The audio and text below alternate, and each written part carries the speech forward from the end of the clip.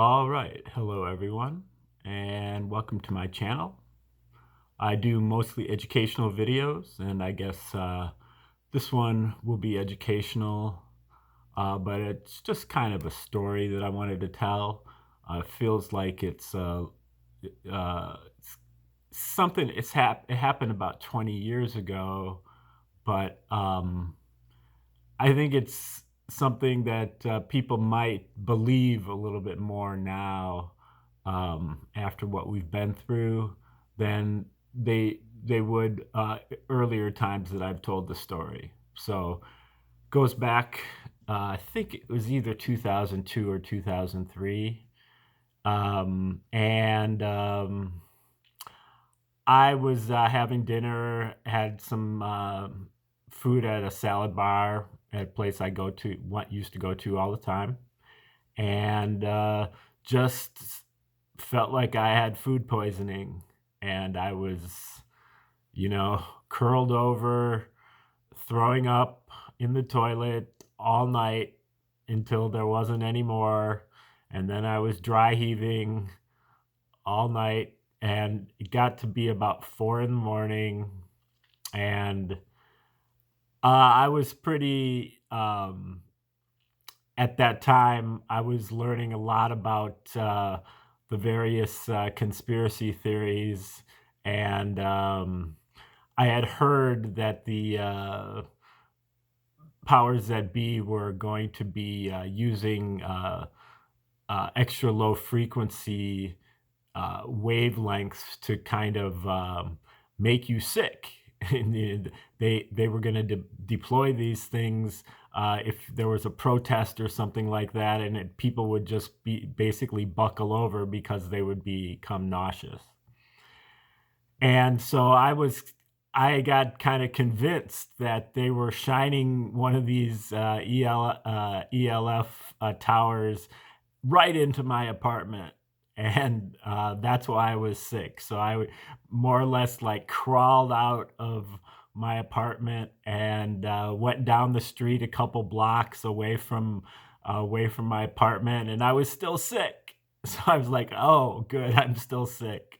You know, I'm not being singled out with the ELF frequencies. So finally, I got back home, and I was like really, weak and hurting, and something that I would never do, but I called the hospital, and my intention in calling the hospital was to just tell them, ask them, had other people been coming in with food poisoning? Because it was kind of busy at the restaurant, and you know, probably other people might have eaten the same thing I did. And the operator, on the other hand, was just like, "You have got to get over here right now! I'm calling the ambulance right now!" And I was like, damn.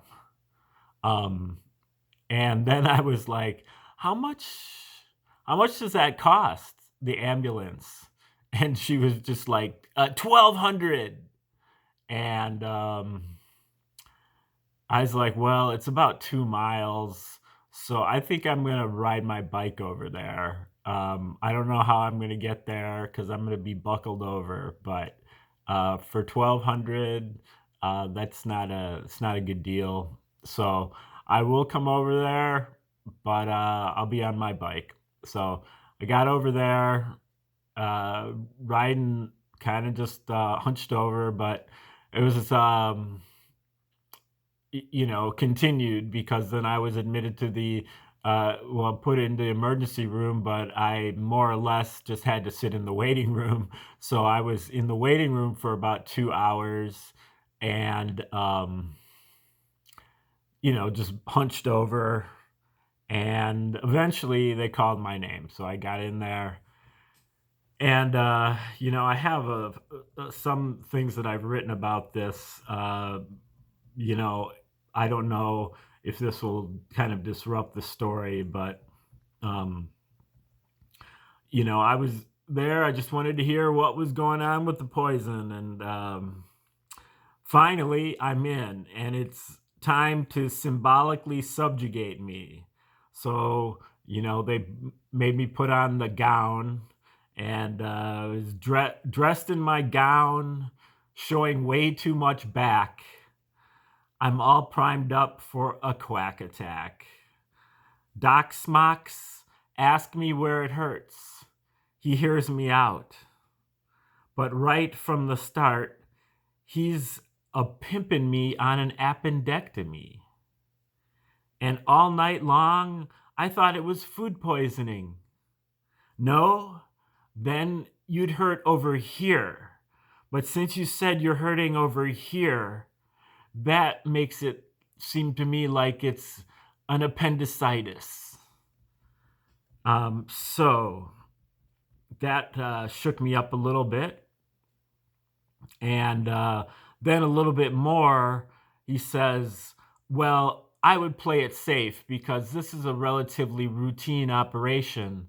But if your appendix ruptures, it could be fatal. Just saying.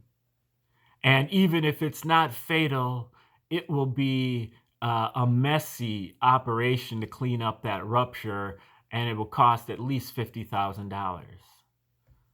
So I was like, well, how much is this one? How much is just a straight, simple appendectomy? That one was, at first, presented to me as a free gift. But then eventually he told me it was $20,000. So I was, trying to summon whatever reserve strength that I had to figure out what I should do.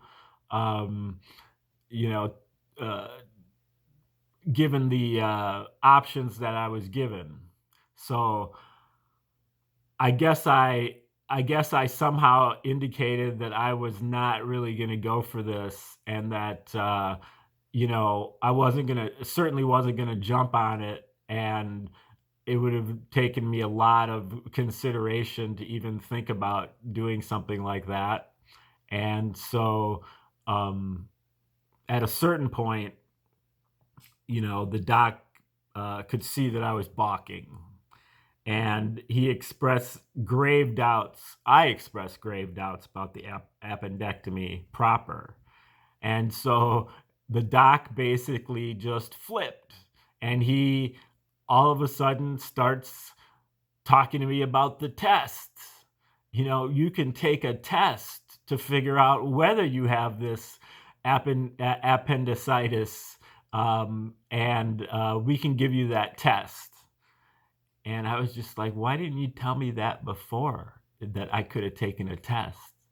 The $20,000 option was presented, but not the test. And then I turned and looked at him and I said, how much is the test? And uh, he's basically like, oh, well, the test is like 900 to 1,000. And, you know, and of course the radiation effects as well.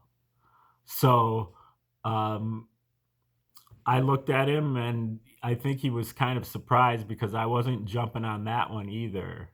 And I was just like, well, you know what? I'm going to have to think about this. I'm not really sure. And he said, well, this is a very easy procedure. All we have to do is you have to drink this contrast fluid. It's very bitter, but you use it before you do the CT scan. And then it's an easy procedure, and you'll be in and out, and we'll be able to know if you have appendicitis. And so I'm like, well, I need to think about this. And I just sat there, and I think I called my parents, and I had a strange in the town that I was living in at that time. I was kind of like the free local shrink, like anybody in town who had some kind of issue would sit down with me and, you know, g- uh, get my advice about it. Probably not follow it that often either. But so I had this one guy on the phone. He called me while I was in the hospital, and he was talking to me about how he's thinking about divorcing his wife and all this. And I was just like, well, I you might want to talk to me tomorrow about this because I got some other stuff on my mind. And so I hadn't made up my mind at all. It had been 15, 20 minutes, I think. And the nurse walks in and, didn't ask me whether I wanted the procedure or what I was going to do. She just looked at me and she said, "Would you like your contrast fluid with Pepsi or ginger ale?" And I think that just put me over the edge. And I was just like, neither. And I'm leaving, and you should be ashamed for serving Pepsi in your hospital. So I'm going to put my clothes back on and I'm leaving. I'll come back tomorrow and I'll take the test if I still feel bad tomorrow. And I went home and it was already like afternoon. And got on my exercise bike and forced myself to ride until I broke a good sweat, and it was pretty much gone. Got done with my workout, took a shower, and I was fine. And 20 years later, I've had zero problems with my appendix. But I can guarantee you that had I allowed it to happen, they would have taken my appendix out right there, right then, and it would have been over. And another interesting thing is that I've told this story, maybe over the last 20 years, maybe I've told it 20 times or 25 times or whatever. And at least twice, uh, the person I was telling the story to has said, the same thing happened to me, and they took my appendix out. It's kind of like they didn't say the same thing happened to me, but basically I went into the hospital with a upset stomach, and they took my appendix out, and it had never dawned on them that that wasn't the right thing to do, that they had just kind of gotten conned out of this operation. They were still convinced to that very day that they needed to have their appendix out, or else they would be screwed. So, and they might be right. I don't know. It's different situation for every different circumstance. But I would imagine that they have a little racket over there, at least at that hospital and probably many others, where they're taking out a lot of appendices um, without any reason to do so. It was kind of just almost, I felt like it was like I had gone to a used car lot and they were just trying to sell me on something. And, if it wasn't going to be this, it was going to be that. So anyway, um, I think nowadays people might listen to that story and um, not be so like, oh, they would never do that. They would never do something like that. That's just, your paranoid thing. They wouldn't have actually taken out your appendix. They would have given you the test first at least. But I don't think so. So anyway, if you would like to respond to that, if you have any stories that you have to tell that are similar, just leave them in the comments, and like and subscribe. And also, if you're interested in my Tree of Life stuff, just click the link below and I will send you out a free copy of my annotated version of the all the 144 fractal faculties or stages of life. So click the link below. I'll send that out to you, and keep watching for more great videos on interesting educational topics. All right, thank you.